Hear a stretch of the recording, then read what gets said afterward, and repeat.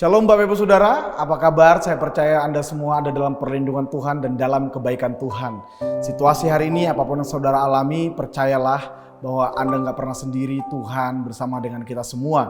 Dan hari ini kita akan melihat firman Tuhan yang terdapat dalam Efesus pasal yang ke-6 ayat 10 sampai 20. Tetapi saya akan bacakan ayat yang ke-10 buat kita semua. Demikian firman Tuhan.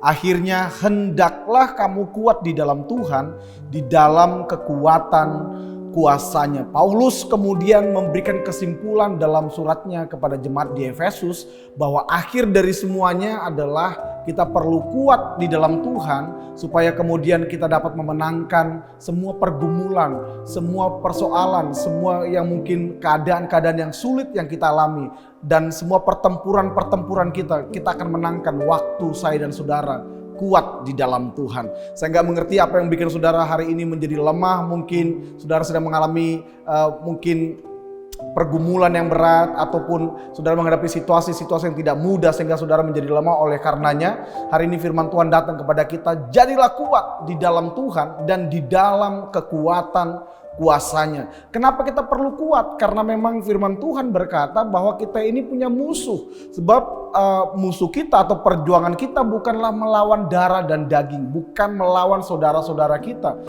bukan melawan yang kelihatan. Tapi firman Tuhan dengan jelas berkata bahwa musuh kita adalah roh-roh di udara, setan-setan, penghulu-penghulu gelap dunia ini.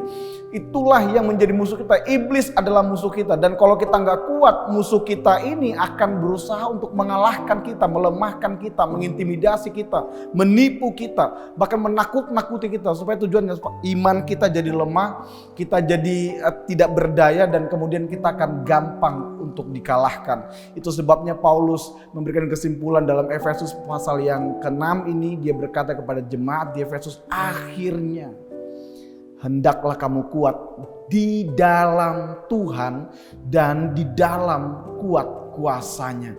Jadi kita perlu kuat bukan di otot kita, karena memang kekuatan orang percaya bukan ada pada ototnya, bukan ada pada jabatan, bukan pada kekayaan atau uangnya, tapi kekuatan orang percaya terletak di dalam Kristus, di dalam Tuhan. Kita perlu kuat di dalam Tuhan. Waktu kita kuat di dalam Tuhan dan kuasanya, katanya, maka kita akan dapat melawan musuh kita dan kemudian kita bisa menang di dalamnya. Nah, kalau kita sudah menjadi kuat, kemudian langkah berikutnya yang perlu kita lakukan adalah kita memakai seluruh perlengkapan senjata Allah untuk kemudian kita siap sedia terus menerus untuk kita sebagai anak-anak Tuhan, anak-anak terang, kita menghadapi peperangan ini dan kita memenangkannya bersama dengan Tuhan.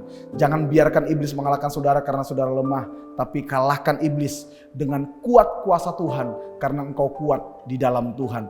Ingat, kekuatan saudara bukan terletak kepada ototmu. Kekuatan setiap kita semua anak-anak Tuhan terletak dan tergantung di dalam Tuhan. Akhirnya hendaklah engkau kuat dan kuat di dalam kuasanya. Tuhan Yesus memberkati. Mari kita berdoa bersama. Terima kasih Tuhan buat firman-Mu hari ini. Biar kami semua menyadari bahwa kami perlu kuat di dalam Tuhan. Dan kekuatan kami hanya ada di dalam Tuhan. Gak ada yang lain. Dan waktu kami kuat di dalam Tuhan, kami akan menang dalam semua peperangan rohani kami. Dalam semua keadaan kehidupan kami. Kami pasti menang sebab Tuhan yang menjadi sumber kekuatan. Yang akan membawa kami kepada jalan-jalan kemenangan. Dimanapun umat-Mu hari ini, berkati mereka, kuatkan mereka.